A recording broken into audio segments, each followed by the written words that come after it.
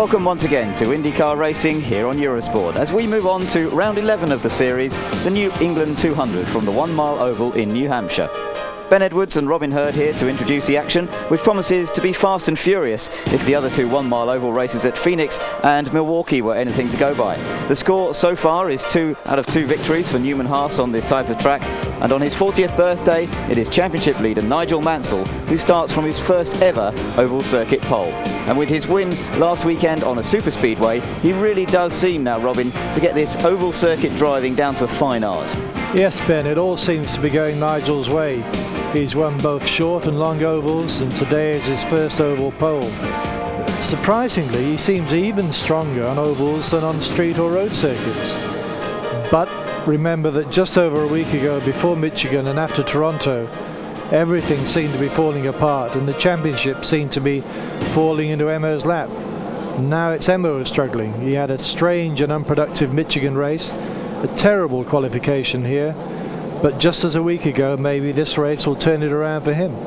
Well, we saw part of the grid. Let me go through the grid quickly for you so that we can see how the cars are lining up. It is Mansell on pole position. Alongside him is Raul Boesel, the man currently lying third in the championship. Scott Goodyear and Paul Tracy make it an all-Canadian second row once again. They've done that before, and it's Paul Tracy then in fourth place on the grid. Roberto Guerrero, a much better performance from him in his Lola Chevy, is fifth fastest. Mario Andretti is sixth fastest. Back on the fourth row, we see Scott Brayton and Danny Sullivan. A good performance that from Danny Sullivan, who of course missed the Michigan 500 with a viral problem, and he's come back into it and he's qualified there on the fourth row. The fifth row sees Bobby Rahal, the man who won this race last year and also took the pole position, and he's alongside Teo Fabi. On the sixth row it's Jimmy Vasser making a welcome return, and alongside him Stefan Johansson, who was actually second fastest in the warm-up.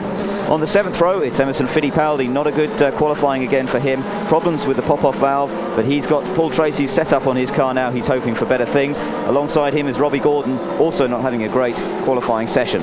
On the eighth row it's Al Unser Jr. and Mike Groff. Groff back out in the Rahal Hogan car. And then on the ninth row it's Willie T. Ribbs and Arie Luyendyk. On the 10th row, it's Olivier Grouillard in the Eurosport car and Dave Kudrave. On the 11th row, it's Brian Till and Hiro Matsushita. On the 12th row, Johnny Unser and Marco Greco. On the 13th row, it's Jeff Wood and Buddy Lazier. And on his own at the back is Ross Bentley, the Canadian. So we've got a full grid once again. It's certainly going to be a demanding track. They've had problems with the surface of the circuit, Robin, and they've actually had to lay down some bits and pieces to try and make up for the problems they've had on it. Yes, the circuit's basically two medium speed 180-degree bends joined by two straights. It's very smooth and there's little banking, but unfortunately 6 weeks ago there was a stock car race held here which damaged the track badly.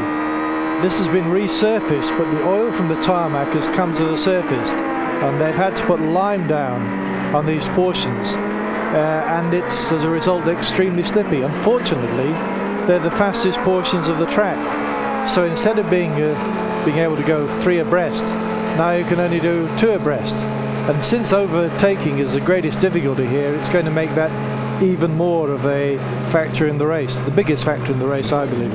We had quite a good view, and in fact we've got an onboard footage here from Danny Sullivan of that lime on the inside line around the corners. Now in qualifying they've had to stay high to try and keep out of the slippery surface. Obviously in the race they're going to have to try and use more of that road to find their way up through the traffic, and I think the overtaking is really going to be one of the major points about this race, right? Yes, one or two of the drivers said they're waiting for somebody to go down and clean up the inside of the track, but no one has any intentions of being the first one, because it could be a very expensive and dangerous trip to the outside wall.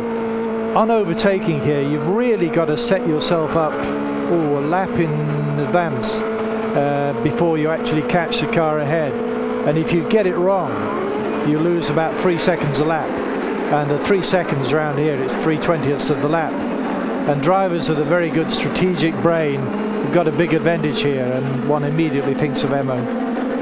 Well, Mansell leading the field round. It is his birthday. Is he going to get a good result? He's leading the championship now with 124 points, with that extra point for pole position. Let's go over to our American team to get the start. Good. and bringing the rest of the field. Boycel's got the jump on the start too. And they're off. And Mansell is blocking Boycel. Boycel tries on the inside. It's going to be interesting around this turn 1 and 2. Mansell immediately takes the lead. Goodyear sneaks in on the inside and passes Boycel. Well, I thought Boycel had jumped the start there and managed to get out in front, but as you can see, he didn't. He's dropped back a little bit. There you see him cramming in to turns 3 and 4, going very slowly and cautiously. It looks like they've waved off this start, so we get another restart. Maybe what you mentioned, Boycel try to get a little jump on that start. Everybody's lining up again. You see Guerrero with that Bud car, the red car, on the 3rd row. I'm not sure if we lost someone in turn 1 there. I don't see anything out on the track. Oh, some debris, and there is plenty. There's been tremendous amounts of debris and cut tires during practice earlier. Well, Michael Andretti lost this race, of course, last year to a cut tire right towards the end. And it is Jeff Wood. Oh, there's a big surprise. Coming in, Jeff Wood's had trouble starting, and apparently this race won't be the exception. Hopefully back out. Well, he's collected his 25 grand for starting the race, which is why they're here. As a franchise, they get paid $25,000 to enter the race, and as long as they start the race. Here's a replay of the start. If you look towards the back of the screen, maybe we can see Jeff Wood's, not Jeff Wood spinning, that is Marco Greco spinning. I think Jeff Wood picked up some debris from that spin. Not a good race for Marco Greco, as always, really. There's Emerson Fittipaldi. He definitely has to win. The lead now has increased to about 19 points. And Mansell sits on the pole. Emo is really in a bad position, 13th to start. As they snake around, they're going to give a couple more laps, turn a couple more laps around this track. We are already under race conditions. So they have completed 2 laps around this track of 200. Each lap 1.69 kilometers, just a little bit over a mile.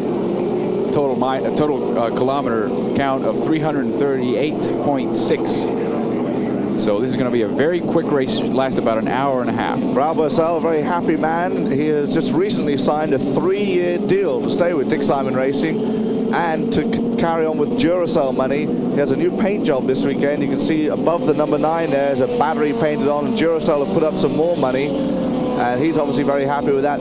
Also, we commented earlier how happy and excited and jovial Nigel Mansell had seemed this weekend. We don't know for sure, but he may have signed himself up for a couple more years yet. He seemed very relaxed this weekend, and like I say earlier, I think it's going to reflect in his driving. I think so, and that was immediately our comment. There must have been some sort of a contract signing. There was a press conference here on Thursday, and it really wasn't that informative. And the scuttlebutt, and this is total rumor at this point, was that perhaps they wanted to announce something then, and things were not quite finalized. When asked about the contract, he said that they were at a very, very fruitful stage, and I'm quoting, and we'll see what happens, of course. That will come through in the next couple of weeks. They've been negotiating since the Portland weekend. In the conference, he said, I'm not avoiding a question, but I can't really answer it. And then he got asked the same question again. He said, some things we can't talk about. Here we go, green flag racing again at New Hampshire International Speedway. Single file action as they come around to take the green flag. And Swindoll waves it again. Goodyear takes 3rd, looking for 2nd, trying to pass Boisel. Everybody's lining up in single file now as they come around turns 1 and 2. Coming out into the outside, no changes amongst the leadership position at this point. Down the long backstretch, looks like Paul Tracy's going to have a look at Scott Goodyear as they go through turn 3 and 4. And we noted yesterday and during practice and qualifying that Paul Tracy is not shy about coming into that white strip. There he goes again. I have to do it this time if he wants to take the position away from Goodyear. And he has to slow down. He just can't pick up the speed and the grip in that part. Very slippery down there, but they do already seem to be willing to run down there, especially Paul Tracy. So maybe they have improved the track conditions since yesterday with that washdown last night and with the cars running on it earlier today. Once again, he tries, and I believe he's very close to, we'll see. No, Goodyear shuts the door. Very interesting duel between these young 2 Canadians. To think that Tracy was one of Scott Goodyear's first pupils when he set up a driving school in Canada. They raced together up there too, in fact, in a couple of 12-hour IMSA races, firebolt races raced together up there. Now here they are racing against each other on the IndyCar circuit. Goodyear cannot develop the power to put Tracy away. Certainly does not want to move into that wide area that Tracy is totally over. Taking a risk very early, this young driver. I believe the lesson he learned in Michigan was you have to be conservative, but you also want to be out front, especially in this track where staying on the lead lap is so important. Well, you've got to stay on the lead lap. There's 200 laps, of course. It's a long race. Like we mentioned earlier, you're going to see at least 2 pit stops, maybe 3 for some of these teams. Obviously, you try and defend your position as much as you can, but if the guy's quicker than you, just let him go by, and hopefully the race will come back to you as the day goes on. We've gone through 8 laps, and we still have Nigel Mansell up front, about a second in front of Raul Boesel. Boesel a second ahead of Goodyear, and Tracy Wright, as you can see, right on Goodyear's tail. Then you see Roberto Guerrero in the back, and then Mario Andretti. There's a bigger gap there. Scott Brayton is pushing Mario Andretti quite hard. Scott Brayton ran as high as 3rd here last year. He was qualified pretty well yesterday. He seems to do pretty well on the ovals. He ran well at Milwaukee too, finishing 6th there for the 2nd year in a row. See, Scott Goodyear this year, he's only had a 7th as a best finish. A lot of expectation on this team and this young man. Of course, we are pretty near Canada here in New Hampshire. Canada is the border to the north. To the east, it's Maine and the Atlantic Ocean. To the west, Vermont, and to the south, the state of Massachusetts. We're about 65 miles away from Boston, of course, where Cheers TV show is supposedly set. They're already lapping Marco Greco already. So we're already seeing some of the back markers come up onto the leaders.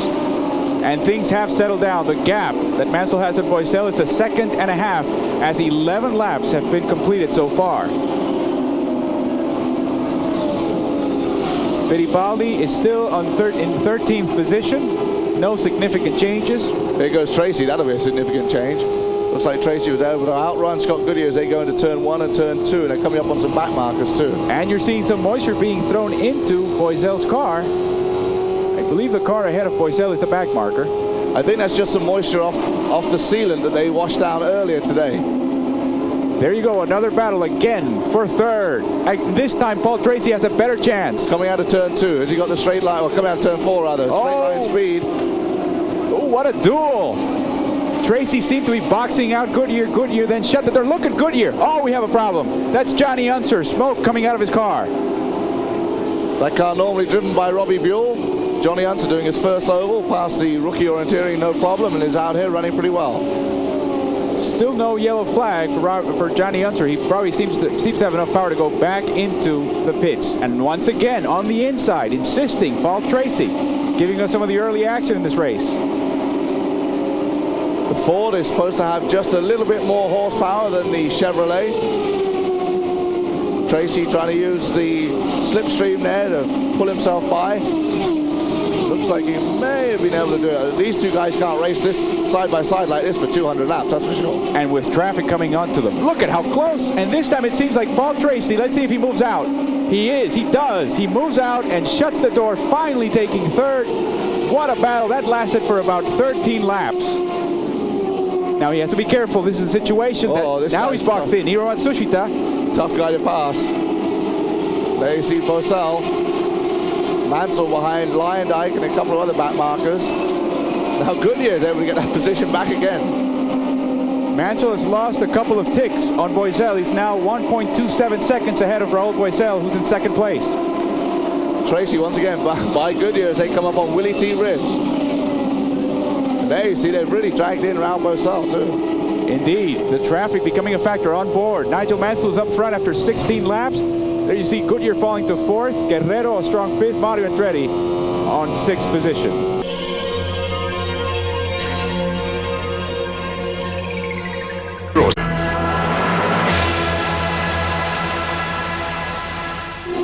Earlier we saw Johnny Unser with clouds of smoke coming out the back of the car. Would appear to be an oil leak, and it doesn't look like they're going to be able to get him going again.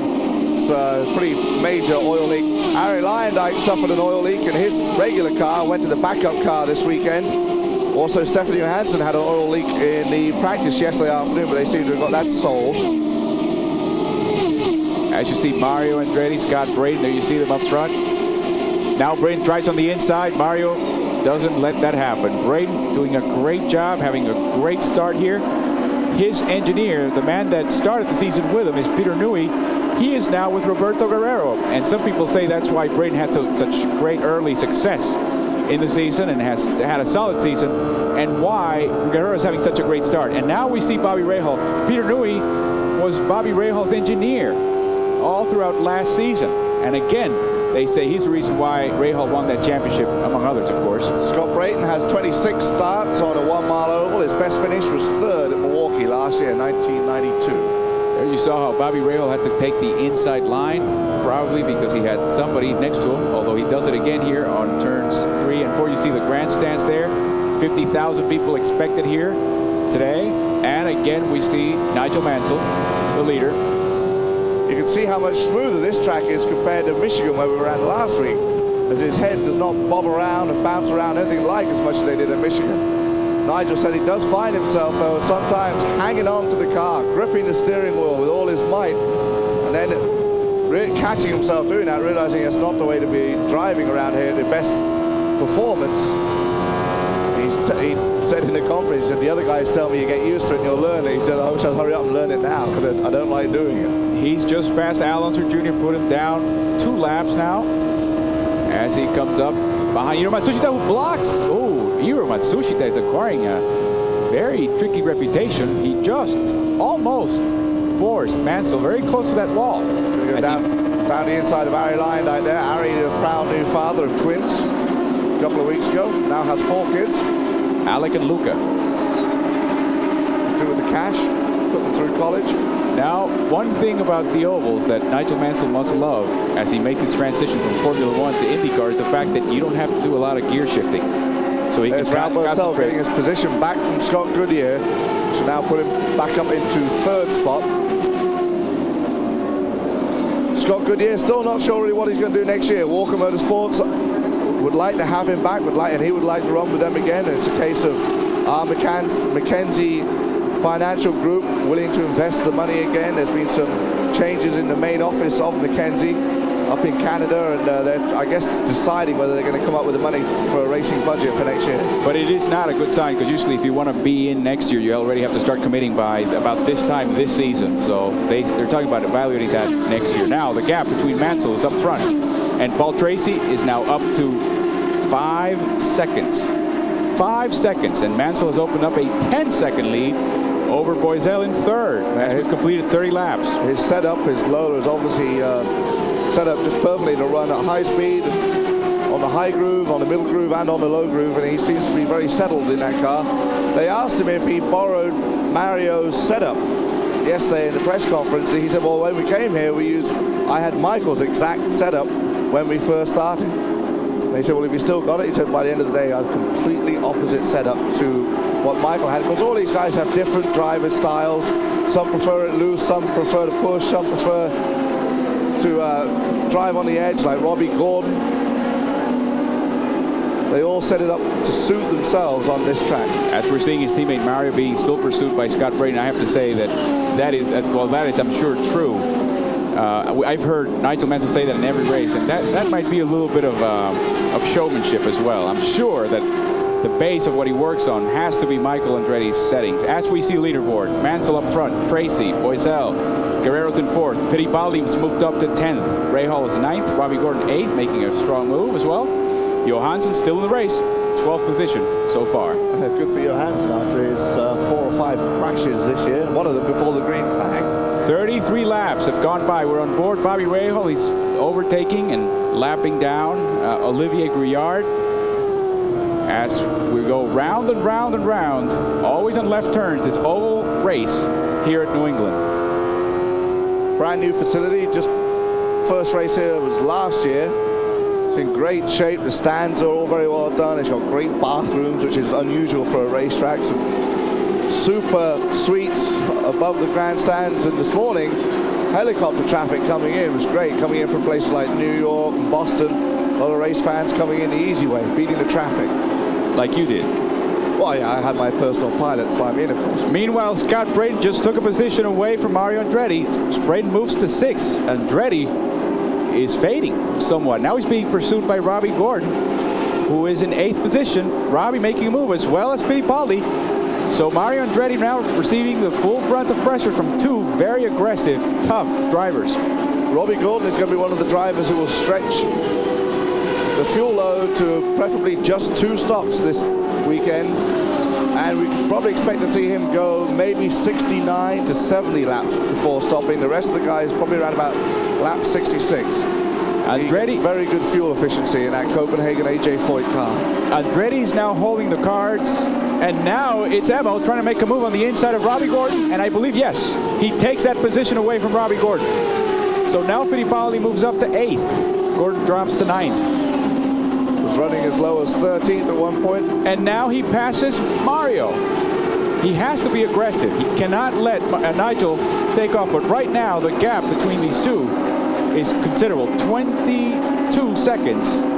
Basically almost a lap down from Nigel Mansell, who's breathing down their necks. There you see Nigel. That's Mario and Robbie, but Nigel's right behind them, not too far away. Emma, of course, desperately needs some points. Nigel got the bonus point for winning the pole. Will also, if he continues this domination, pick up a point for leading the most laps, and then 20 points for the win, which Emerson Fittipaldi could desperately use. Nigel Mansell's got that 19-point lead in the championship, and he hasn't even finished 2 of the races, never even did Phoenix. On board with Ralph Boesel. And you notice how he scooted by Stefan Johansson at the entrance of that turn 1. A lot of drivers wait till the last minute to lift their foot off the throttle. Taking the inside line, already had passed Johansson. Boesel right now is 3rd behind Mansell. Getting past Brian Till. And Arie Luyendyk with trouble in the pits. Everybody's very calm and collected. This is not good news for Chip Ganassi and his team. Yeah, it would appear that he had a handling problem with that car. It was the backup car. And we didn't feel happy with it and couldn't stick with it. We have a pass. We have a pass. Paul Tracy, who was about less than a second behind Mansell, used the traffic and now has shoehorned his way into first place, and now he overtakes Robbie Gordon. Look at all that traffic. Marco Greco. Paul Tracy has to stop, and Mansell's still right behind him. So we have a new leader, and that is Paul Tracy up in lap number 41. After 41 laps up front, Mansell falls to 2nd. Good move by Paul Tracy. A little more experience than Nigel on these ovals, although not much more.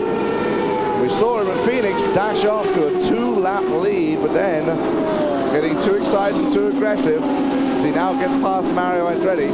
Saw him at Phoenix go for it too hard. Even with that 2-lap lead, he was still trying to overtake some back markers and made a simple mistake and put himself in the wall. And then Emerson, of course, ran over some debris from Paul Tracy's crash and put himself in the wall.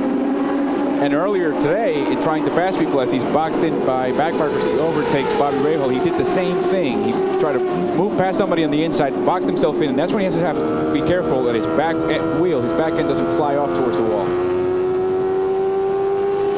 Take a look one more time. Paul Tracy making that move on Nigel Mansell. They both get past Danny Sullivan. Nigel has to back off just a little bit as they come up behind another back marker, which gives Tracy the opportunity to dart by on the outside. On board Bobby Rahal. Very disappointed that he didn't get his way when the board met last week before the race at Michigan and decided that Honda had to come in and supply 2 teams. Therefore, perhaps jeopardizing Honda's entry for 94. After 43 laps, you're seeing the gaps. Half a second, 7 seconds. Boesel's behind Tracy. Guerrero, 8 seconds. And then we have already only 8 cars in the lead lap.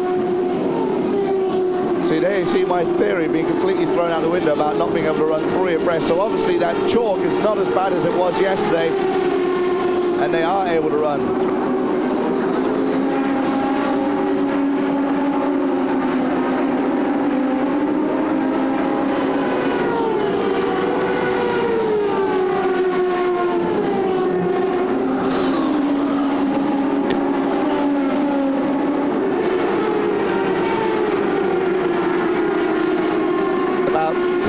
So we'll get some pit stops. There's Paul Tracy in the Roger Penske car. The Penske chassis is generating more downforce here, which is enabling them to go a little quicker as Roger and Kathy Penske celebrate their 20th wedding anniversary this weekend. So Nigel Mansell's birthday, Father's Day in Brazil, and Roger and Kathy Penske's wedding anniversary. And for Boesel, who's now fallen to 4th, as this man is now in 3rd place, Roberto Guerrero, he needs a good race. He's primarily an oval racer. He's having a great race, but Boesel has extra pressure now in 4th place. 250 representatives of Duracell are here today watching the race, including the CEO who came up from Connecticut. Guerrero, there you see now third, started fifth, 9 seconds behind Tracy. And about to overtake and lap Mario Andretti.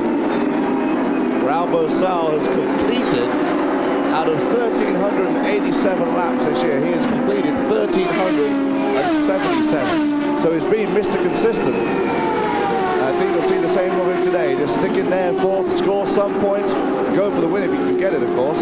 Especially, if, like you say, with 250 representatives of Duracell here, and having signed the new 3-year deal with them. There you see the Budweiser King Motorsports car. There's a lot of talk that that team wasn't ready for IndyCar racing. That actually might not be true if you simply think about the fact that they were able to get the pole in the 92 Indy 500. There you see Nigel Mansell now going through traffic. He's in second place, a 0.75 seconds behind Tracy, but going through all these back markers. Look at all the trouble he's having trying to get back past Greco and Brayton. It's Robbie Gordon in front of them, in front of Scott Brayton. You can't actually see him right now, but he'll appear in the picture any moment. Emerson Fittipaldi is one of the top 5 cars. He's in 5th position, 15 seconds behind Tracy, still in the lead lap. They're the only 5 cars on the lead lap at this point, after 52 laps. There's Johnny Unser going around very slowly on the inside. We reported earlier that oil leak. They lost the oil pan on that car, but obviously able to get back out again and run. Eurosport Live. And as you see the RPM meter on the left, it only goes up to about 13. That's the top that these cars can generate. The speed is in miles per hour. And you also see the force that's hitting these drivers. And that's why they have on the right side of their necks these protective padding to keep the head straight as they go around and around, always in the left turn. We know that the guys took a beating at Michigan last week. 2 of the guys lost their, Robbie Gordon and Scott Whittier both lost those headrests in the race. Nigel Mansell, it was revealed after the race, unfortunately, with all the shaking about on Michigan and bumping around, vomited in his helmet with about 20 laps to go. Which is not much fun. Jackie Stewart will tell you that. The same thing happened to him in Monaco some years ago, but he went on to win the race.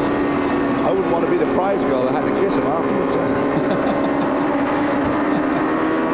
He had to be helped out of the car. He was in very, very bad shape.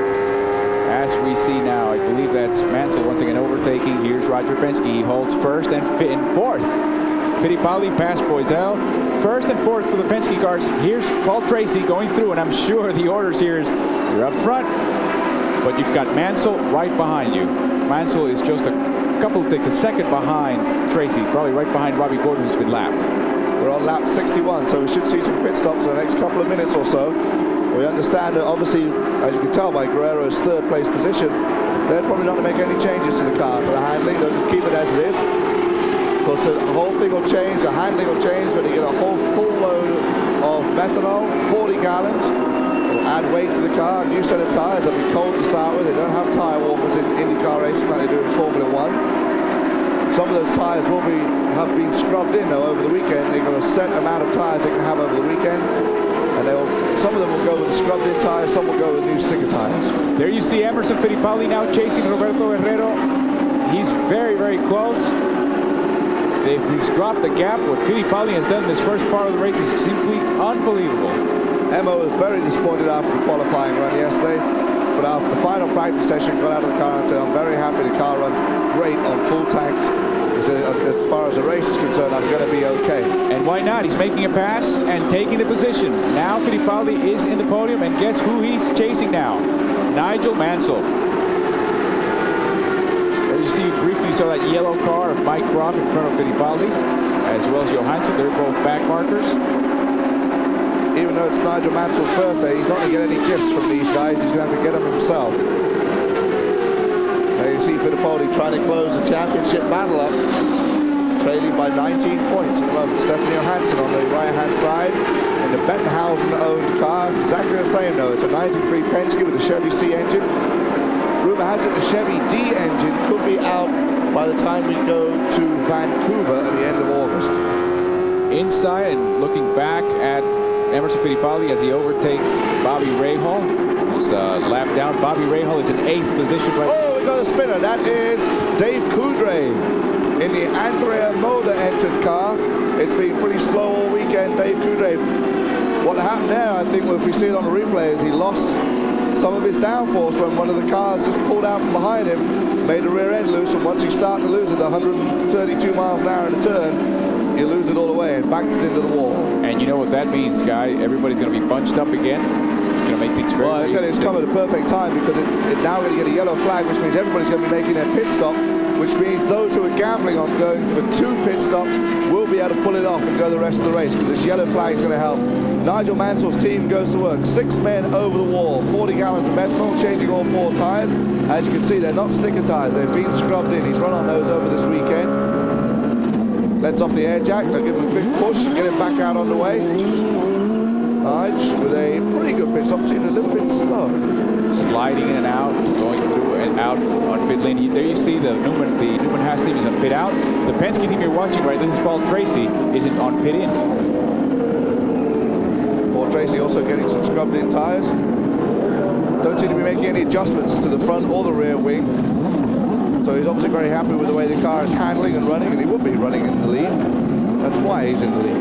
Bobby Rahal also made a stop. You just saw his car in front of him. Now Mario Andretti makes a stop, lap 68. And they're making some adjustments to the front wing, giving it 2 turns on the front. Raul Boesel had that clutch problem. He's getting 2 turns on the front of his wing too. That'll give him a little bit more downforce on the front end. 2 turns changes the degree of the front wing by about 2 degrees.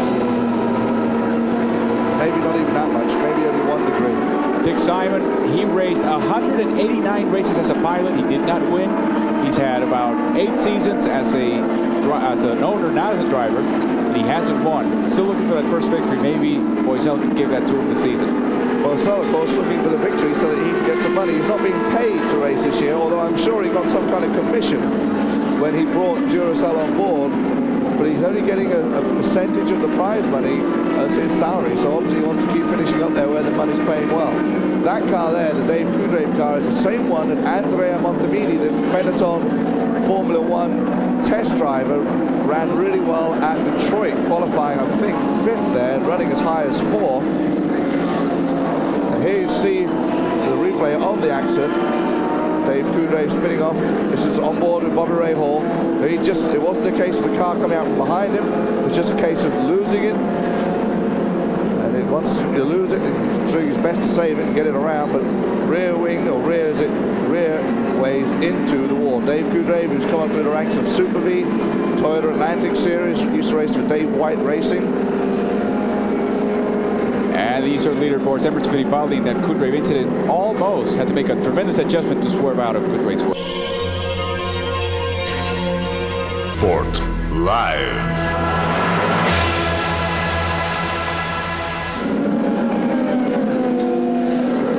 And rounding out the top 10, Scott Brayton currently running in 6th. Bobby Gordon in 7th. Bobby Rahal is 8th. Al Unser Jr.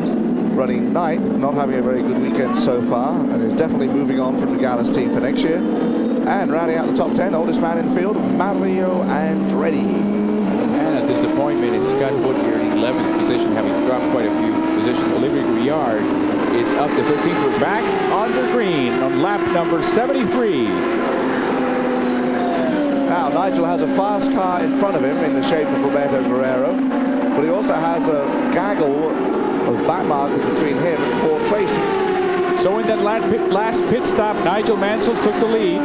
He's in front, about a 2nd and a 3rd over Tracy, but they're all bunched up, of course, after the restart. He's about to lap Roberto Guerrero, who is our 5th place car. Indeed. Guerrero driving a Chevy V8C, and the Ford driven by Nigel Mansell. We understand that in that pit stop, or in that break of pit stops there, Mike Groff in the Rahal Hogan 001 chassis violated pit lane, left pit lane without the rear cowling to his car, so they brought him back in, black flagged him, and gave him a stop and go penalty, although he wasn't running up there. His brother Robbie Groff finishing 2nd today in the Indy Lights race to Englishman Steve Robertson, who was in a great battle in that series with Brian High Speed Herter for the championship. Both of them running in the Tasman entered cars, and rumor that those guys may come IndyCar racing next year, the Tasman, as are the Forsyth Green team in the Toyota Atlantic Series. As the Walkinshaw Motorsports team as well. Yeah, TWR, Tom Walkinshaw Racing is still looking at IndyCar and talking about coming in, although Davey Jones, I spoke to him the other week, he will be racing at Road America and Mid-Ohio later this year, and he has said he will not be involved in that project as a driver. There's Emerson Fittipaldi overtaking Alonso Jr. You see the starts and wins on an oval, on the short oval for Emo. Only 2 wins out of those 27 Fittipaldi starts. has had 27 starts on the short oval and 2 wins. And those wins both came at Nazareth in 1989 and 1990. Nazareth, the track that's owned by Roger Penske. I'm sure that Emo has been able to do a lot of testing. As a matter of fact, he did some testing there this week.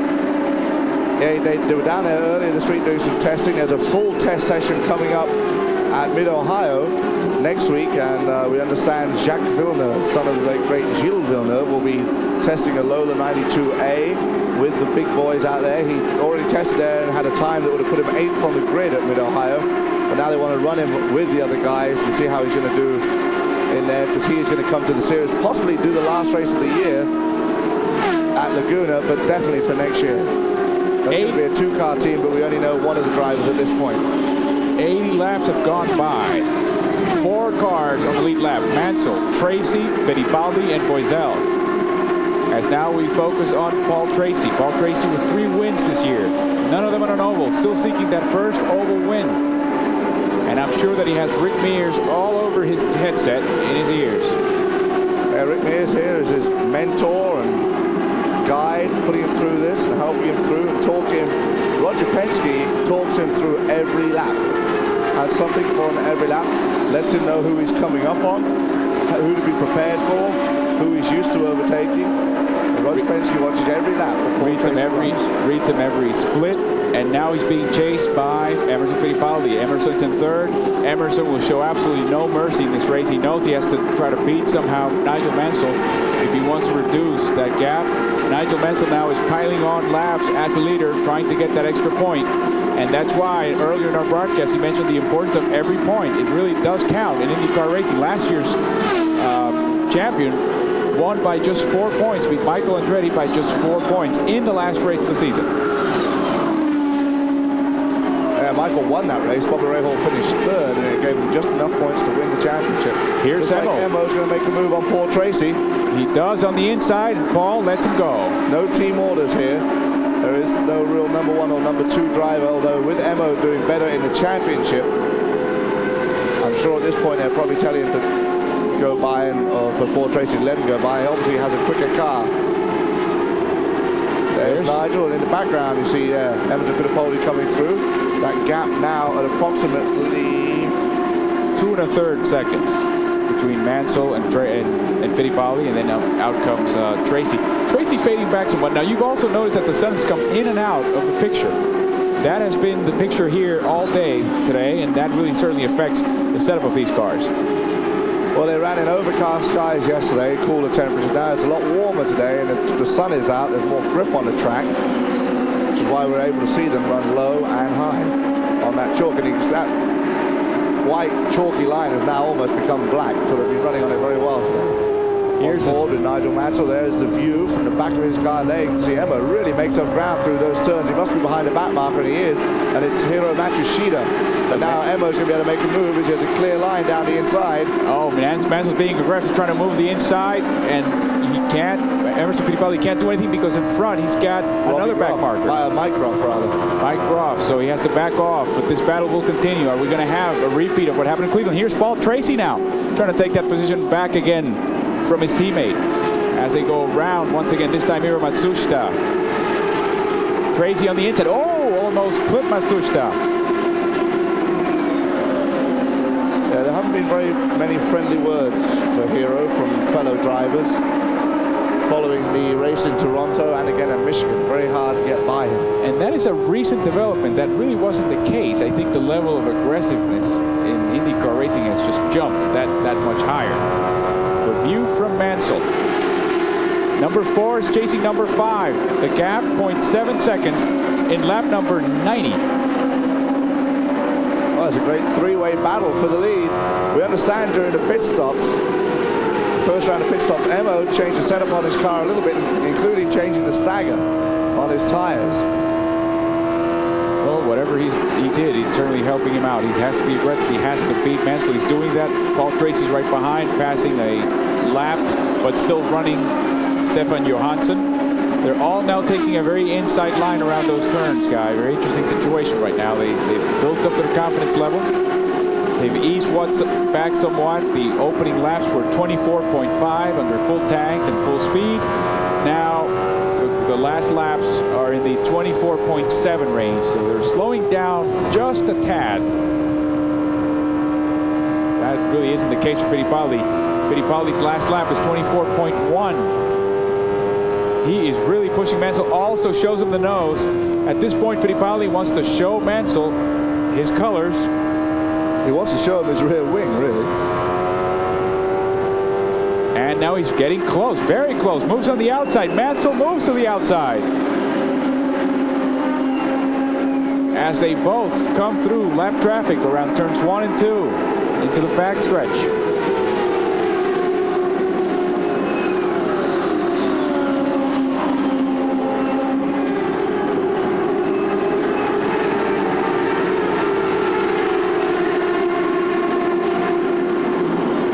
Guerrero. Roberto is now dropped back to 5th position. Scott Brayton is in 6th. Robbie Gordon moves to 7th. Boisel steady in 4th. Boisel 9.27 seconds behind Mansell. As they go through, oh, here's Tracy on the outside. And here's Emma on the inside as they go through Marco Greco. Look at Tracy making the pass. And he takes the position of the lead once again in lap 94. But Nigel's not done yet. Oh, that was close. He cuts in the back. Nigel sits right in behind him and then slingshots himself down the inside. Unable to make a move, though, and get by. He's going to come up behind Roberto Guerrero. Great battle. And Guerrero, oh, look at that move. Guerrero does not want to be lapped by any of these two cars, so he's going to make their lives very, very difficult. Tracy takes, laps Guerrero. Mansell has to go on the outside. What a race. I don't think that Emo is sitting back and just letting this develop. He's chasing these two down himself. And Emo now is going to have to try to stay with these two, as Guerrero's last lap is a 25-second lap. So Fittipaldi wants to get by him as soon as possible. Here's a view from Nigel Mansell in 2nd place. Onboard camera, Nigel, though, will have picked up a point for leading the most laps, because now we're at lap, well, unless Tracy can lead the next 104 laps. Indeed. There's Johnny Unser running around at the back there. Mansell has 66, 67 laps in the lead. Tracy has about 23, 24 now. These are the only two lead drivers we've had in the lead today. Mansell has to negotiate his way through Stefan Johansson. Johansson right now, very disappointing, 17th position, but at least is still running. Scott Goodyear, another tremendous disappointment. He's beginning to bounce back. He's cracked the top 10. He's in 10th position right now. Scott Goodyear. Mario Andretti has dropped back to 11th.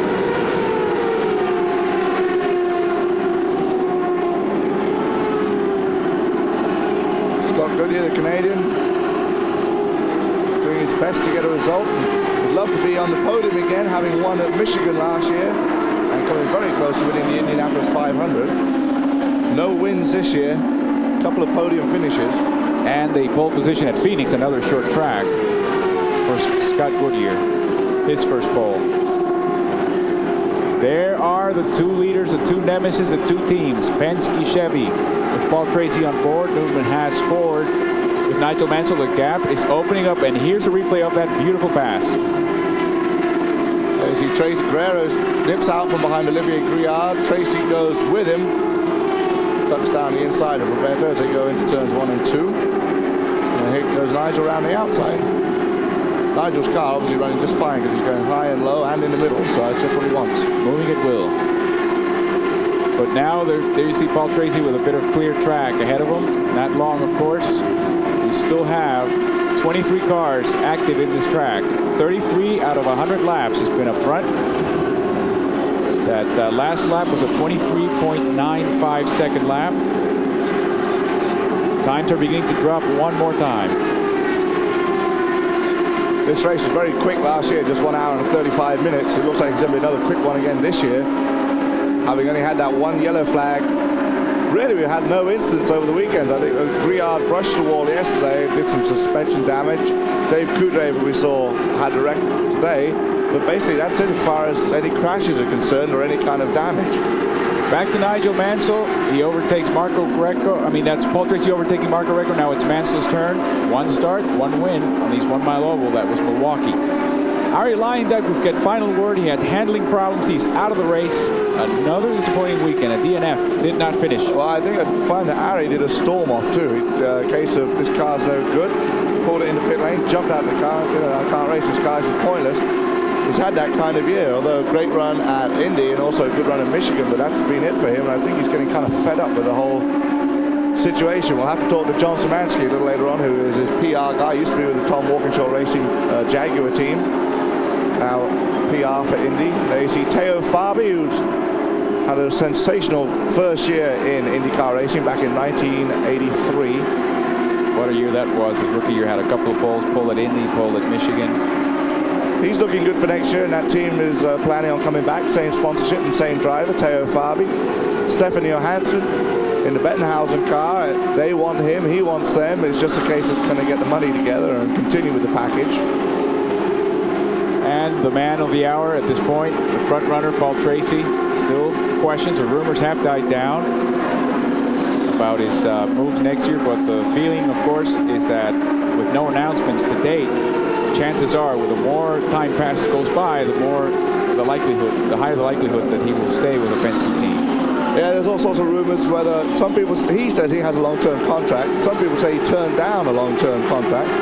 Some people say he's going to go to Jordan next year with some money from Labatt's, the Canadian brewery. Some say he's not. All sorts of good city season rumors going on in the paddock area and press room. Only 4 cars in Elite Lab.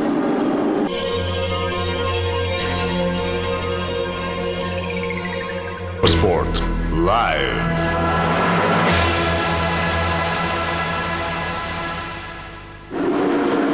Just to finish off on the Danny Sullivan story with Derek Walker, they were teamed together, part of the Penske team, when Danny raced for Penske and won the championship. That rumor comes out every year around this time. It's not true, and as a matter of fact, Derek Walker and Kathy Lauterbach, his PR person, came up with a great line saying, well, we're going to squelch that rumor right now, and we're also going to squelch the rumor that's going to come up next week that Elvis Presley will be racing for Walker Motorsports next year. I understood Elvis will be here, along with Liberace. They're going to be running a team together. So rumors are flying, but most of them, of course, not true. That's why they call this a silly season. Other rumors too. The Brands Hatch race we know is definitely off. They had slated it for October 20th, somewhere around there. They are not going to run it because A, the weather is not good. B, too short of a notice. C, it's not a championship event. D, a lot of these guys' contracts end when the checkered flag drops at Laguna. So suddenly they wouldn't have the insurance and sponsorship and wouldn't go and race there. There's talk of running it in 1994, or maybe running in Mexico City, and also at Texas World Speedway where there's an oval.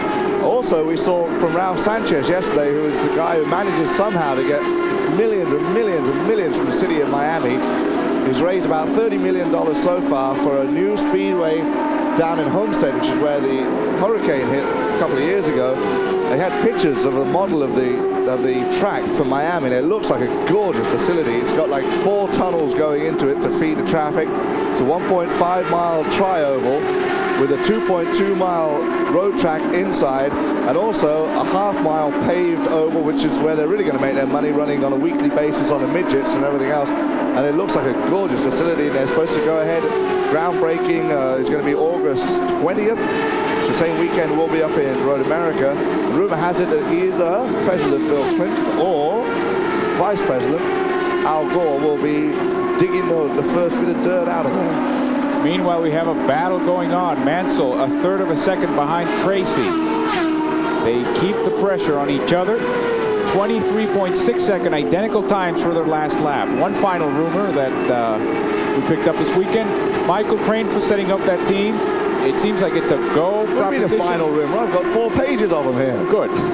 And the rumored sponsor, and again it's a rumor, would be Canon, who is pulling out of Formula One.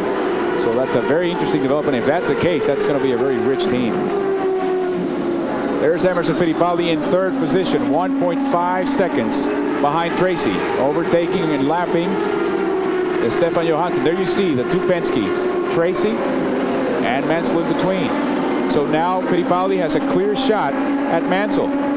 He's going to try to get to him as they come up to traffic. The front runners come up to traffic. Now Mansell makes a move on the inside. Oh, nice what a move. job. But can he carry the speed through? No, he can't. What a move. Gets up behind Bosell, and Tracy is able to hang on to that position. Alonso Jr. to his left.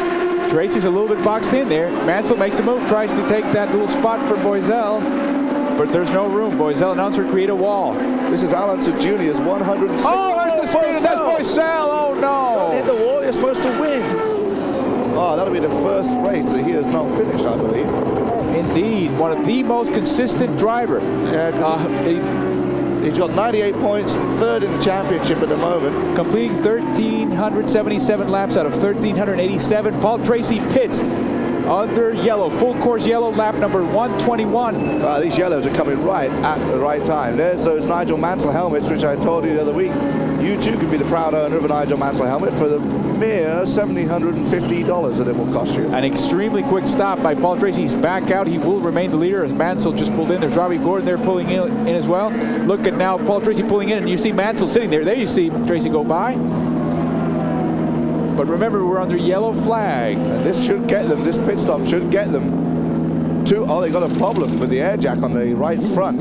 It's cost them quite a bit of time. This stop should be the last one they'll make before the end of the race, so they've got to stretch that fuel load out, and obviously that's the last chance they've had to make any final adjustments to the handling of the car, so they've got to be happy with the way it is now, or else you're in big trouble. Let's have a look one more time at the Raul Boesel incident. Just coming off the corner and just loses the back end. And as I mentioned earlier, once you lose it, awfully hard to collect it again, making a fairly heavy contact with the wall, and has damaged the rear end of the car, the rear suspension. Here it is once again, coming up, going through the turn. I think you'll find he has to back off, because suddenly he comes up and he backs off just a little bit, which completely adjusts the balance of the car. There you can see where he flat spotted the front tire, but that's unimportant because he backed it in and flat spotted the back of the car too.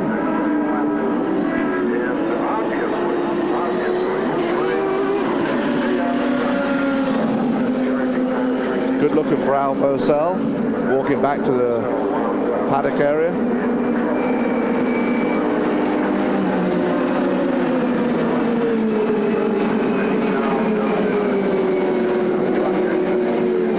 Now the interesting situation, Emerson Fittipaldi has decided to stay out for the moment. He probably will be pitting in before the end of this yellow. Yeah, on the last lap of the yellow, he'll come in. He'll be in contact with Roger Penske, and they'll tell him when that is. Which is really, really interesting guy, because that might actually determine the race. Mansell will have to stay out there for about 70 laps. Can he do 70 laps?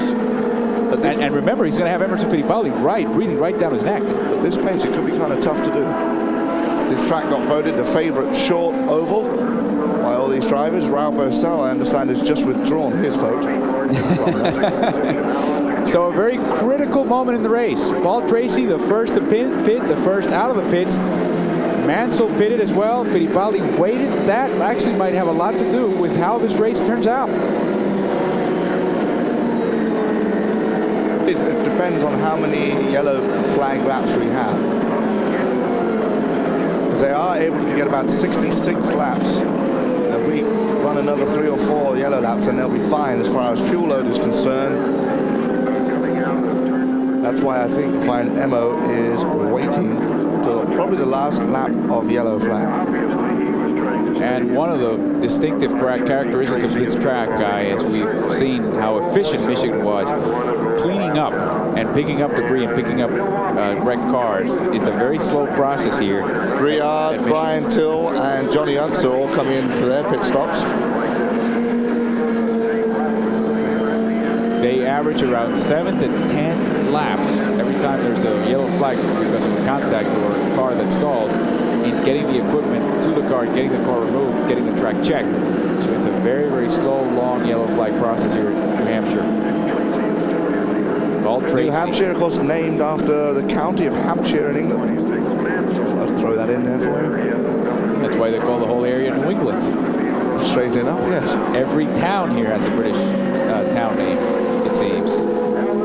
Well, we're staying in Manchester, which was founded in the early 1700s on the Merrimack River by the Indians, where a large textile industry started, and so they decided to name the town Manchester after Manchester in England, trying to become a great industrial town of the nation. And they did for a long time until 1936, when the textile industry closed down, but they had the largest textile business in the world here called Amos Keok on the Merrimack River. And that Amos Keok is Algonquin Indian for place of many fish. There were many fish in the Merrimack River. Guy Hobson, man of many languages. As we see, Paul Tracy, lap 127th down. He now has Fittipaldi in second place officially, but Fitti will be pitting shortly before the end of this flag period. The stands are now filling out. 50,000 people have come to see this. When they had the NASCAR race here 5 weeks ago, it became the largest sporting event ever in New England history. It also took 3 hours. 135,000 people here. It also took 3 hours to get home from the track to Manchester. It's only just down the road. There's Manchester. A little bit northwest of it is the capital, Concord, and northeast of Concord is Loudon, which is where we're located. And, I'm surprised actually this track has fared as well as it did over the winter, because they get an average snowfall of about 60 inches here per year. And it was sort of Michigan, that track has really been torn up through the freezing and thawing of the track. And this track has survived very well through the winter. So there you see Paul Tracy up front, having a tremendous race. His teammate Emerson Fittipaldi in second. Mansell is third. Roberto Guerrero, a lap down, is in fourth position. Robbie Gordon is in fifth position, also a lap down, as is Scott Braden in sixth position. Great move by Al Unser Jr. He's up to seventh. Bobby Rahal is eighth. And Bobby and Unser Jr. are down 2 laps. Scott Goodyear is down 3 laps in ninth position. Jimmy Vasser in the top 10 with 4 laps down. Brian Till making a great move to 11th position. As well as we read on, we have Willie T. Ribbs, 12th. 13th position, we have Mike Groff.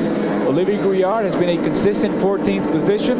Mario Andretti drops down to 15th. Yeah, his car obviously not handling as well as Nigel's. I wonder if he is on the radio back to Carl Haas and Paul Newman saying, hey, what's his setup? I want to make some adjustments to my car, but of course now he's not going to be able to make another pit stop. The pit stop that Nigel did make could well have cost him a race. As we have mentioned many times at these races, pit stops are a crucial part of IndyCar racing, and Nigel's pit stop was 26 seconds, which is about 10 seconds longer than it would normally be, and that could well have cost him the race. Normally 16 or 14 second pit stops. A lap around this track is only 22 seconds.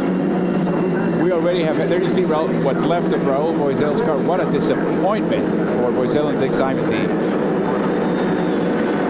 There we go, one more look at it, and he just, I think maybe he gets on some debris. It doesn't look like he lifts off there, it just loses the back end, and then he's going along for the ride at that point. Let's have a listen to it from on board.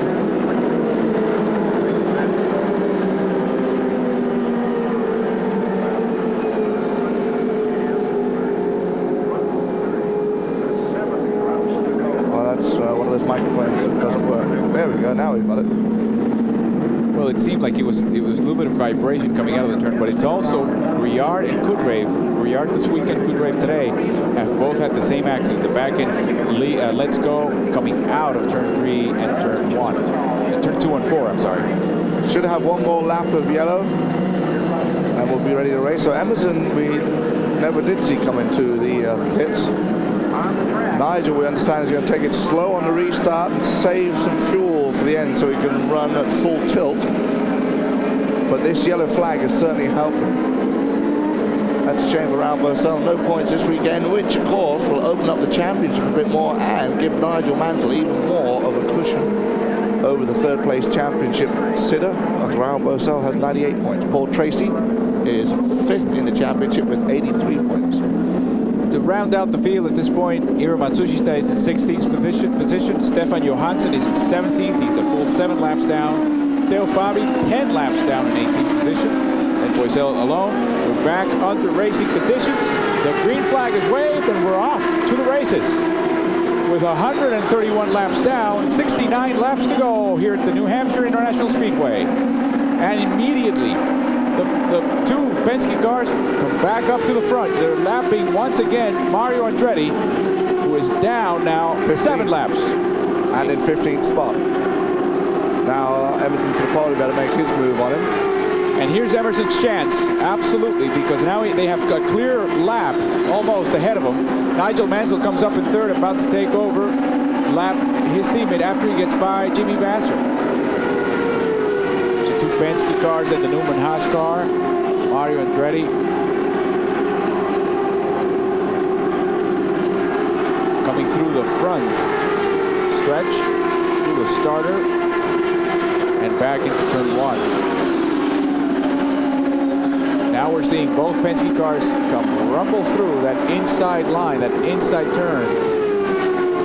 And like you mentioned, they've got a clear track in front of them at the moment. Soon be coming up on some of the slower cars, though. But I would have to believe that would be an opportunity for Emerson Fittipaldi to make up some ground, perhaps even take the lead. You know who we haven't seen much of today is Alonso Jr. I thought he'd have a pretty good run here. He's normally very good on the ovals. He likes the short ovals. He wishes they ran on more ovals. He's probably having one of his worst years this year. Mentioned earlier, it's his 166th consecutive IndyCar start, but it's also the first year that Alonso Jr. has not won or been second in the first 10 races of the year. Ever in his career. He started back in 1983. He started in 15th position. Now he's up to 7th, only 2 laps down. As we see Robbie Gordon. Robbie now is in 5th position. Now that Boesel is gone, everybody moved up 1 spot. Robbie Gordon having a great year. We had a nice chat with him yesterday.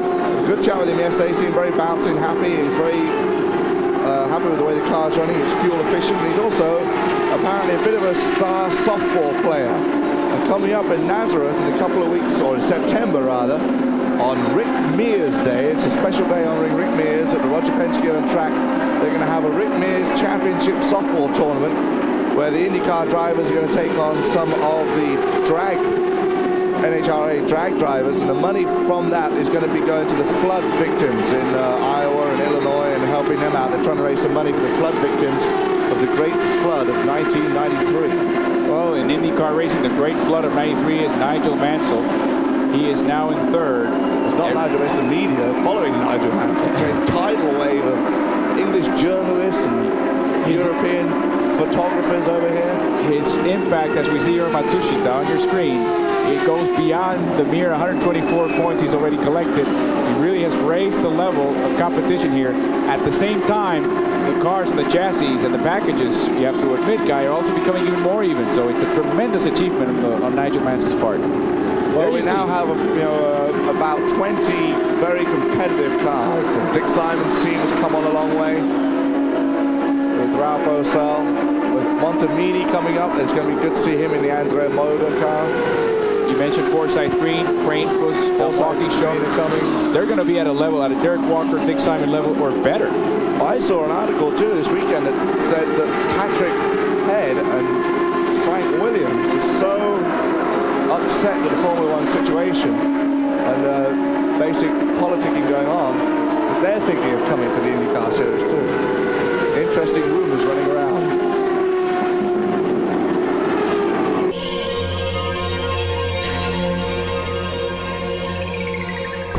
Live.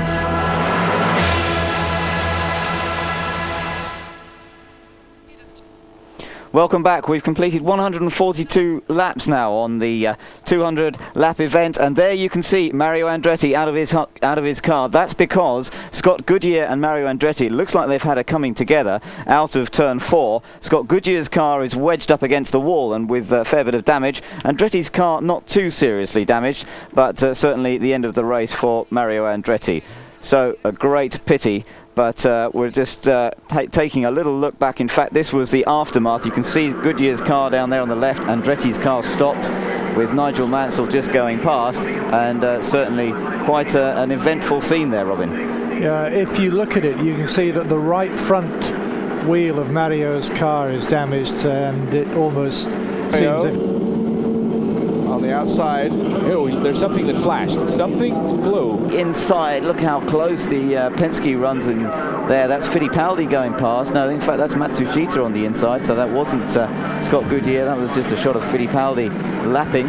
There we can see still Paul Tracy leading from Emerson Fittipaldi. The Penske's looking really good at the moment. Yeah, this is what the thing that this has spoiled is the run into the finish, because it was going to be very tight on fuel.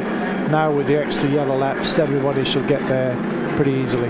So now it's going to be a flat-out blast to the checkered flag. Can Nigel Mansell close up on the two Penske's ahead of him? Let's rejoin our American team, and they can take us through the latter stages of this race. See, I can't count. That's right. Look at all that debris. Any accident here will produce all these little bits and pieces of metal, and those are the ones that blow tires, so they have to take their time. Plus, there's some liquid, some fluid coming out of Goodyear's car. Yeah, they put some quick dry down, and they're brushing that up. Goodyear really made pretty solid contact with that wall.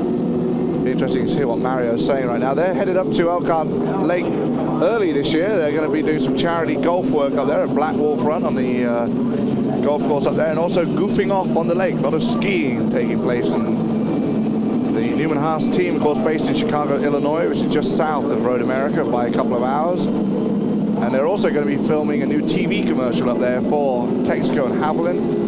And Nigel and Mario going on up early.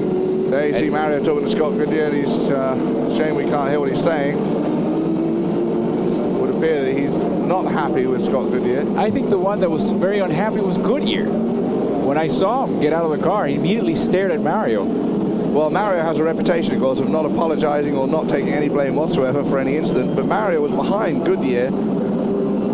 I think his accident was a case of reacting to Goodyear in front of him. That's his wife, Leslie, next to Goodyear there on the right off the screen on the right. But I think certainly Scott Goodyear has a tremendous reputation amongst drivers, so. Very well-spoken guy too, and that's because when he was coming up through the ranks of racing, he realized to sell sponsorship and to do good interviews, etc., in radio, on the television and radio, he had to learn how to be a good professional speaker. So he took a professional speech class, and he's very, I could do it taking one of those. He's a very well-spoken man in the press conferences. It comes in, he's very clear and precise and makes his points well. Now I got to say something here. Goodyear's season has been over for a couple of races at least, as far as his chances of getting the championship. But Mario Andretti walking out of this race and not getting a point, this is going to be very, very costly. Andretti right now is in 4th position in the standings, and if Fittipaldi and Mansell get 15, 20 points, that could be it. That could be the end of Mario's chances to compete in this championship this year. As we see that Newman Haas Ford car being pulled out, the Scott Goodyear car, part of the Derek Walker Motorsports team, still on the track, still trying to sweep all that fluid that came out with the quick dry. Mario's car, because this will take away any question of the fuel being coming into play as far as running out of fuel as the last dash for the cash goes on. So it should be a pretty exciting last 50 laps or so. With Paul Tracy in the lead, Emerson Fittipaldi second, England's Nigel Mansell third, Colombia's Roberto Guerrero fourth, Robbie Goulden, the 24-year-old off-road racer, fifth, and Scott Brayton currently running in sixth. An interesting situation with both cars being cleared out of the track. The cars are going through pit lane. And in seventh is Alonso Jr., in eighth Bobby Rahal, ninth Brian Till, 10th is Jimmy Vasser. Yeah, they're running down pit lane just to, they don't want to run over debris on the main track while it's being cleaned up. And plus there's also 2 safety trucks and a tow truck in the middle of the track, which would make running down the track awfully tricky. You see those little pieces of lakes and wetland? That's natural wetland, and there's a new federal law in the U.S. to protect those. So they had to build a track in this layout around that.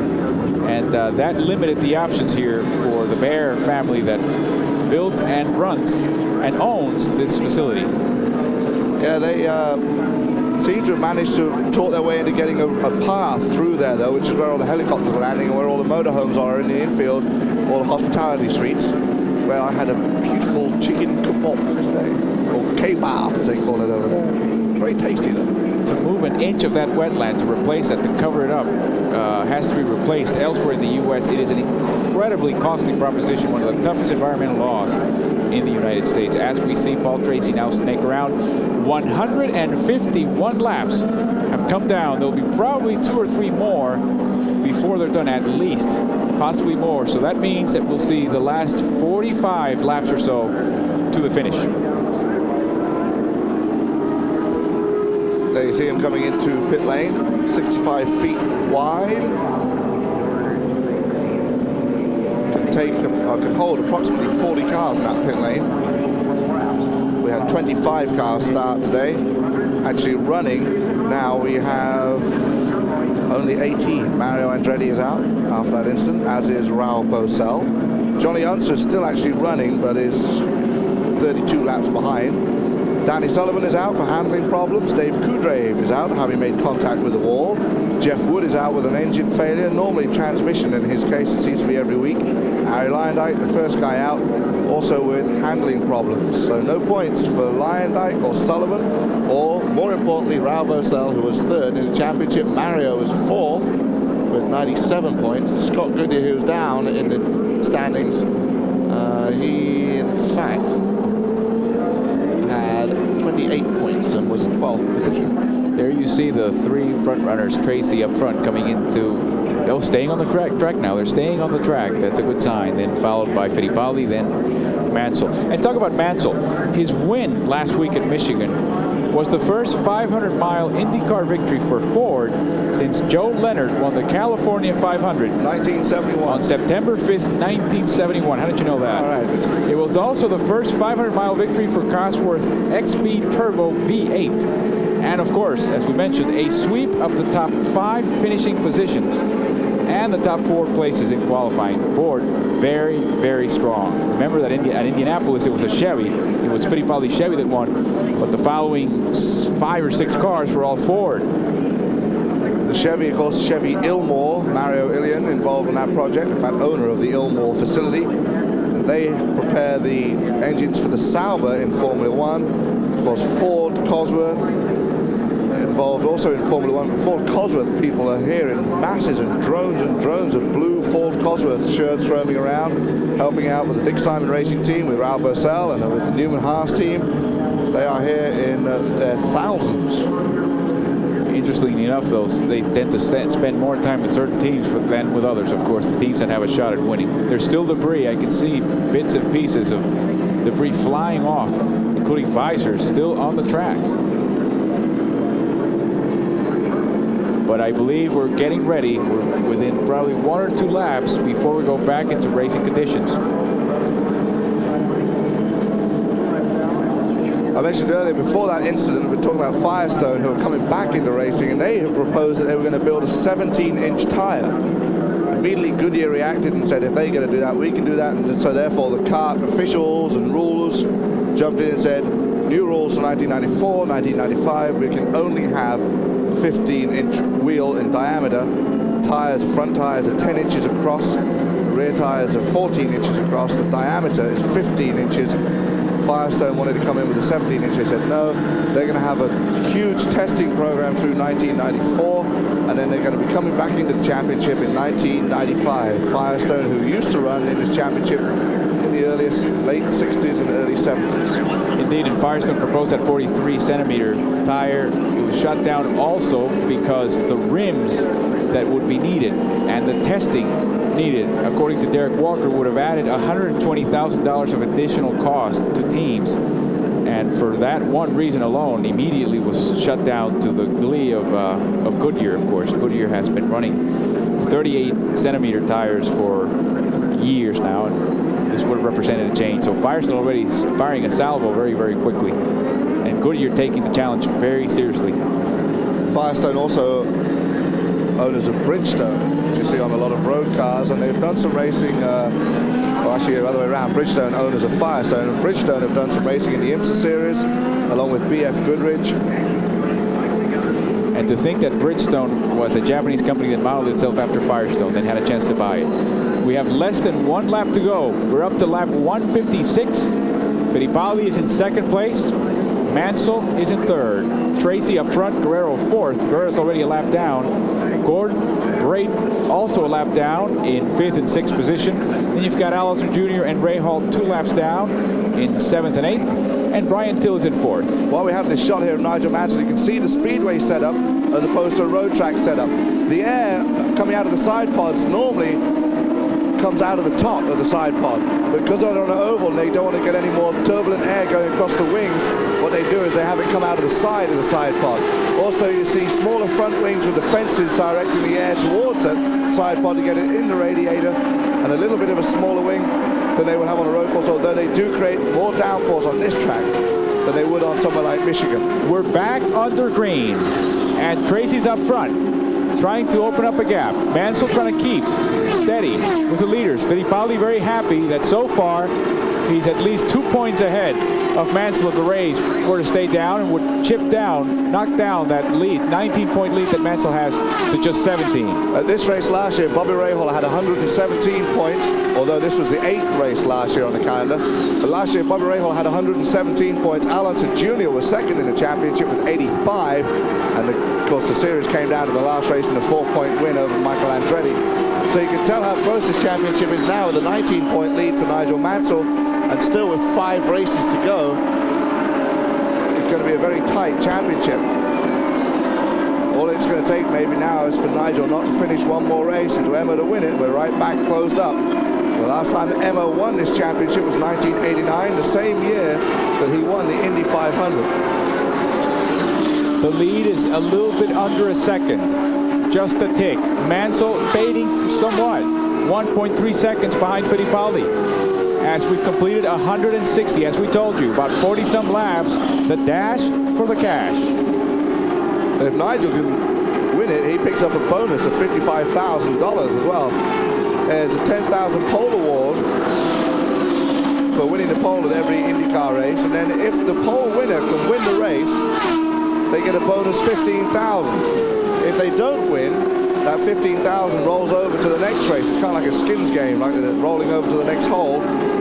And the last guy to win that was Paul Tracy, who won $100,000 when he won from the pole, but that prize money is now back up to $55,000. Although when you're on a $4.5 million pay plan anyway, I don't think the extra 50 makes that much difference.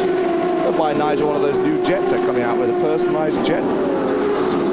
There you see him in his personalized jet. This is simply a road jet. That's the Newman Haas Ford Cosworth Turbo V8 engine.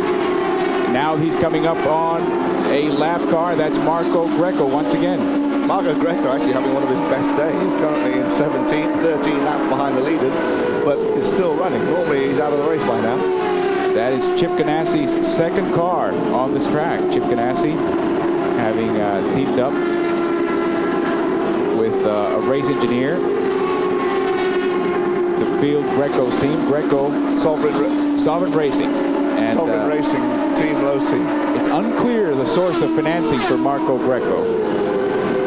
As we see the leaderboard, no changes, absolutely no changes. You won't see much at this point, only between lap cars. Briard actually improving to 12th position, so he's in the points-paying position. Well, he is, but he's about to drop out of a points-paying position because he's going to get a stop-and-go penalty for overtaking under the yellow. He and Stefan Johansson are both about to get stop-and-go penalties, so get in there, Olivier, get out of the way, and you've got about 30 laps to make it up. Here you see him coming in for his stop-and-go penalty. Rumour has it they're going to be a 2-car team next year. More French Marlboro money coming in. There's a stop-and-go. Comes in, stop, and goes, which is why it's called a stop-and-go. There you can see Griard has a setup for his side pods where the air is coming out the top of the side pod. Olivia looking forward to Mid-Ohio because he raced there back in 1990. He raced a Ferrari F40 in an IMSA GTO race, finishing third, 2 spots behind the winner of that race, who was Robbie Gordon. So he's looking forward to Mid-Ohio. You can see the Penske team are not running the air deflectors. Some of these teams have been running air deflectors, as you see on the McLarens in Formula One.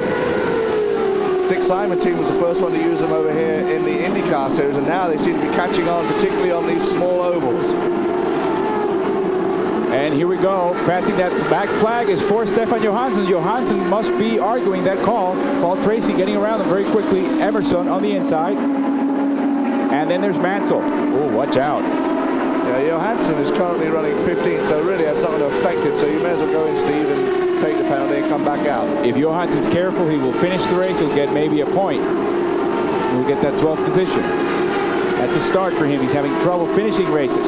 Well, we'll do it again as we do every week. We seem to end up talking about Steve Johnson, and his best finish so far is 4th in Cleveland.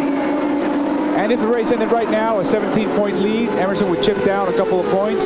Tracy would be 34 points behind Mansell, Boisel, Andretti, and Rahal, the top 6. But the gap between these cars would increase. And that's why they're trying to see if they could put some space and maybe even some cars between themselves and Nigel Mansell. Yeah, that gap, there's no gap opening up between these front 3. Oh, it's closing up quite dramatically, and there's really very little chance that Guerrero can unlap himself and catch up to Mansell. So you're looking at the race right here. Tracy, Fittipaldi, and Mansell. Unless something dramatic happens to all 3, the race will be decided between these 3 with 170 laps down. 30 to go.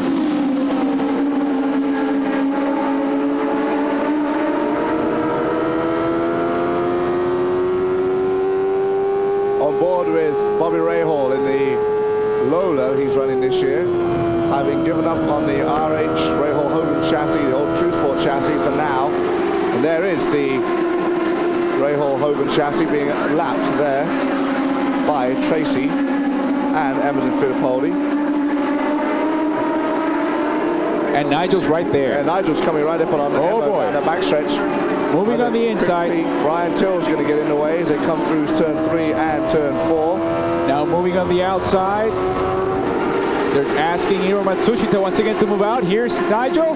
Here we go. And there's no space. Oh, way below the yellow line. 3 cars going where only 2 cars can go. He's got the speed and momentum coming out of turn 2, though. He's going to make a move going down the backstretch and going into turn 3. You can see him carry the speed. And Mo has to let go. He has to let go, and he drops to 3rd for the moment. It might be a situation where the setup of the car at this point with the changing track conditions might favor Mansell.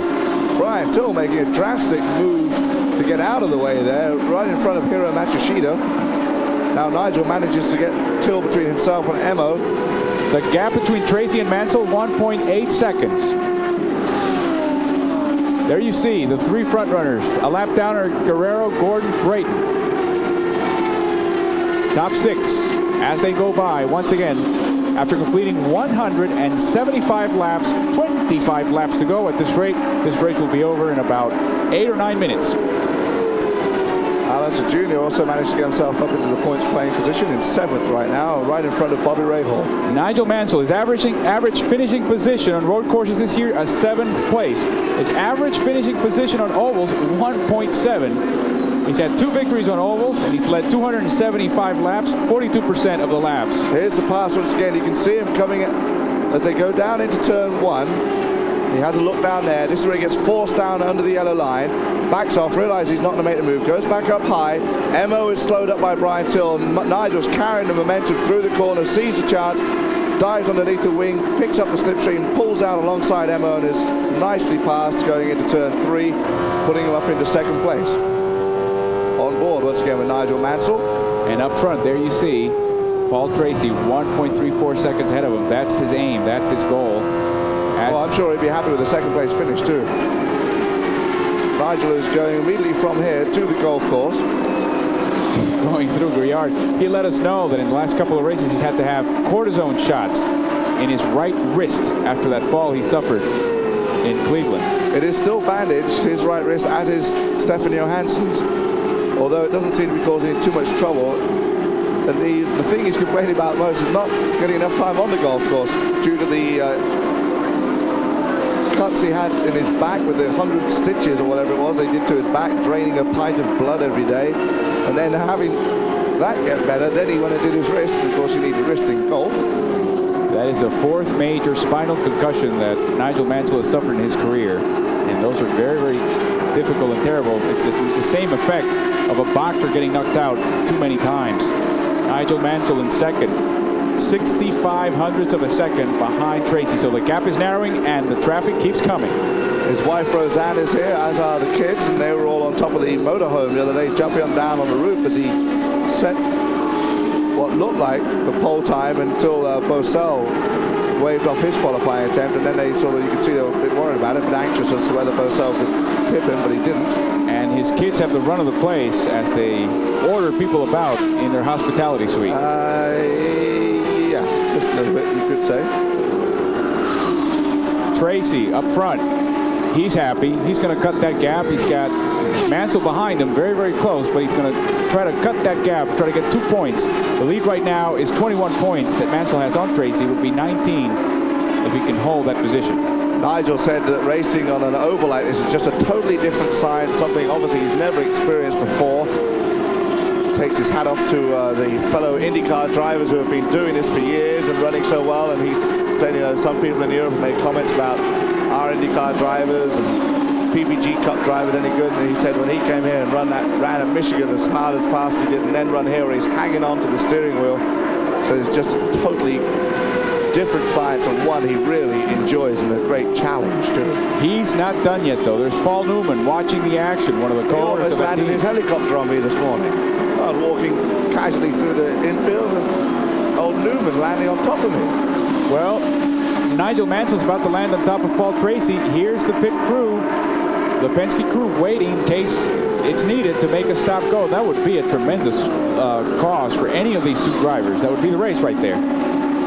Paul Tracy has to hang on. He has the pressure of Mansell right behind him. They both pitted at the same time. So they've got about the same fuel. It's a matter of fuel consumption at this point.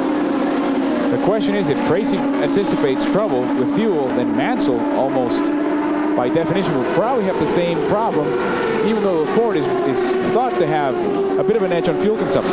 It's supposed to be a little bit more efficient. It's got more horsepower, though. Or so the Chevy guys say.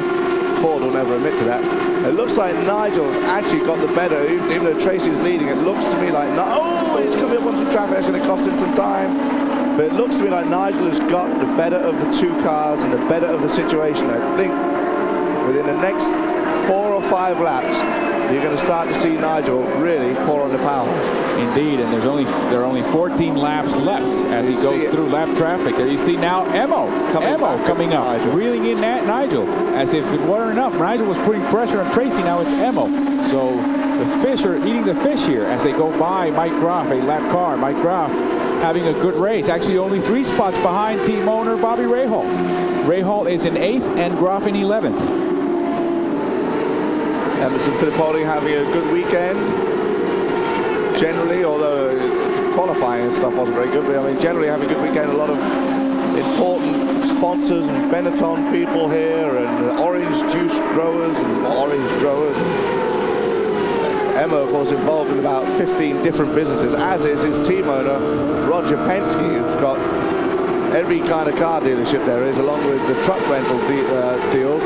Tracy puts Rahal between himself and Mansell. Mansell moves on the inside, no problem. Mansell seems awfully quick going into turn 1 and also into turn 3. Oh, that's close. That is close. Rahal has to back off as well as Nigel Mansell. They're going through some back markers.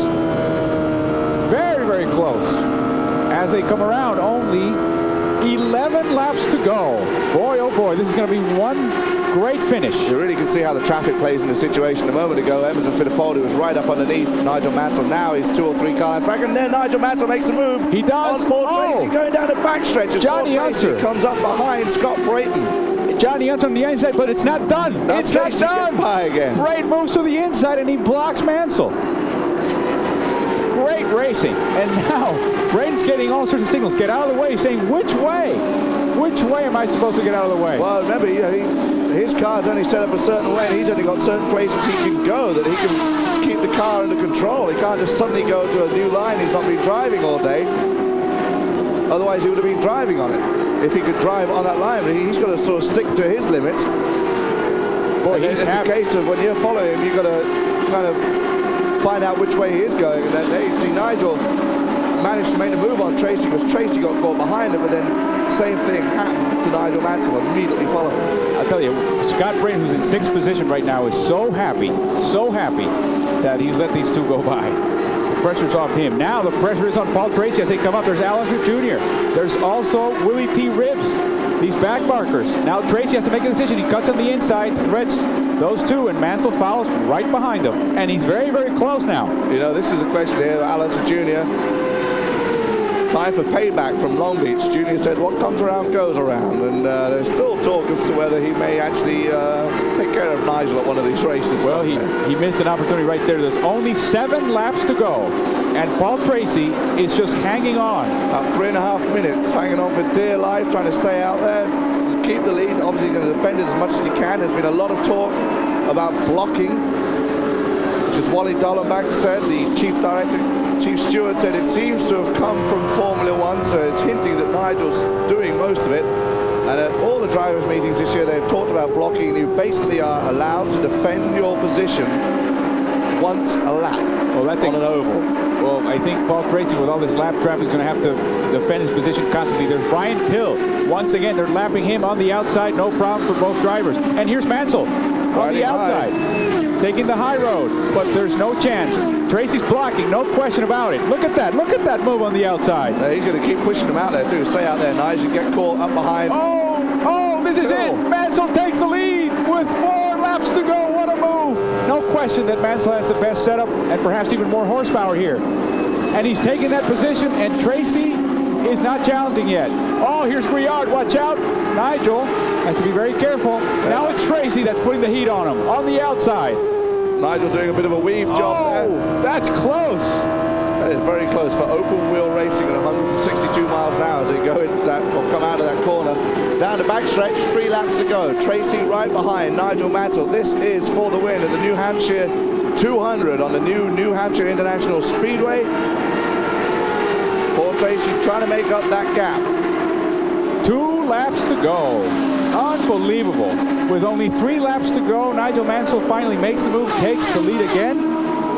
For the 3rd time in this race, he started out up front for the first 40 laps, and in lap 67 he came back up front for about 26 laps, and now back again up front. Going to see the white flag displayed here, signifying 1 lap to go.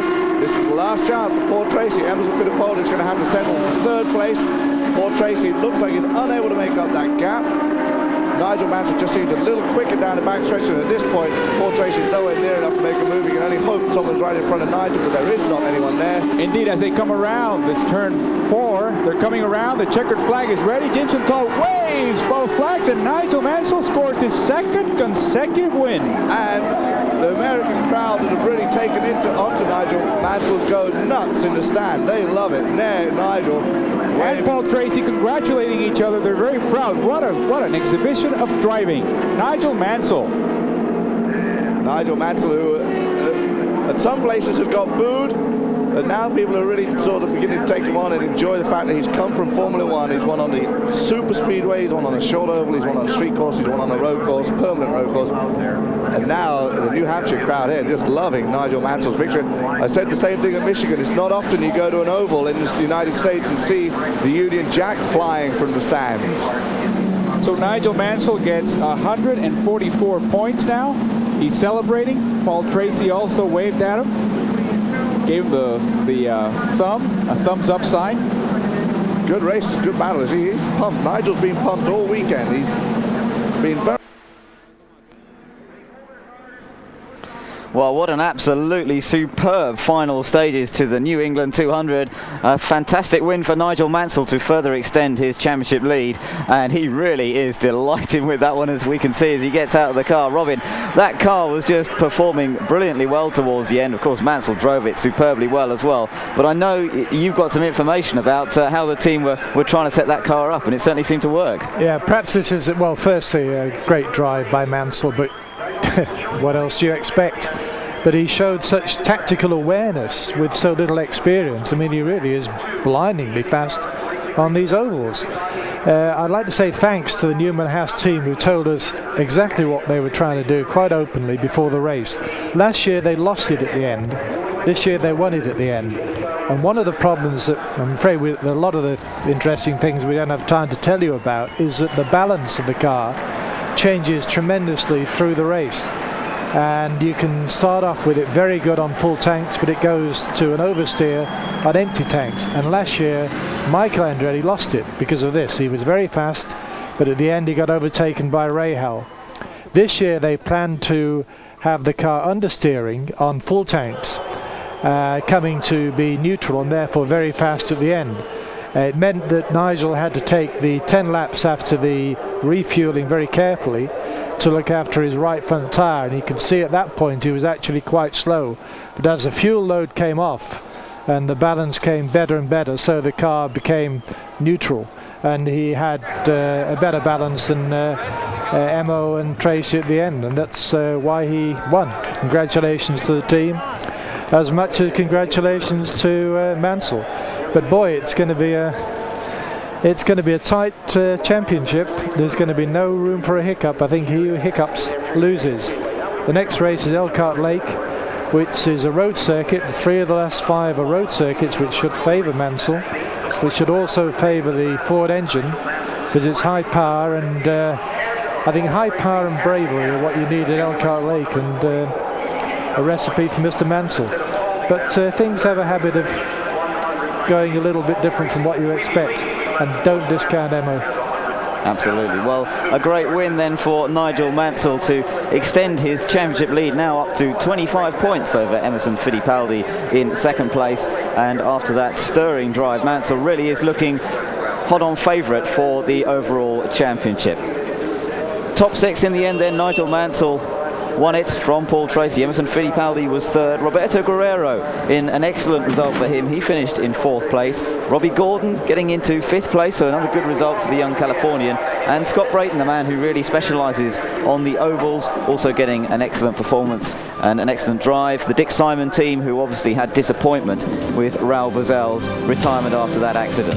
Well, certainly Mansell's day in the New England 200. He really has become a man for which the oval tracks have really added something to his career. He seems to be able to take them on with real style, and well, they've got one more oval track to go, and he's certainly going to be the one to beat on that particular occasion. So Mansell leads it by 25 points. He's got 144 points now, 119 points for Emerson Fittipaldi. Rejoin us here in 2 weeks' time for the race from Road America from Robin and myself, Ben Edwards. It's goodbye for now.